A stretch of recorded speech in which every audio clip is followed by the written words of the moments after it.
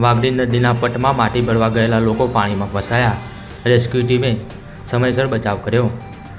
ધરોઈ ડેમના 8 દરવાજા ખોલાતા આસપાસના વિસ્તારોમાં નદીમાં પાણીનો પ્રવાહ તીવ્ર બન્યો છે.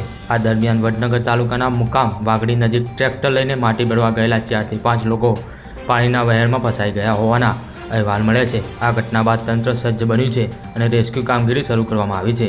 હવે ટ્રેક્ટર અને બીજા 2-3 માણસો વચ્ચે ફસાયેલા હોવાનું સમાચાર સૂત્રો દ્વારા જાણવા મળ્યા છે. પ્રાપ્ત વિગતો અનુસાર વાગડી નદીના કાંઠે ટ્રેક્ટર સાથે માટી ભરવાનું કામ કરી રહ્યા હતા ત્યારે પાણીનો વહેણ વધતા તેઓ નદીના વચ્ચે ફસાઈ ગયા હતા. ઘટનાની જાણ થતાં વડનગર પ્રાંત અધિકારી તથા મામલતદાર ટીમ સાથે ઘટના સ્થળે દોડી આવી. સ્થાનિક પોલીસ અને ફાયર વિભાગની ટીમ પણ તરત જ ઘટના સ્થળે પહોંચી ગઈ હતી. વિસનગર અને મહેસાણાની ફાયર વિભાગની ટીમ હાજર હતી.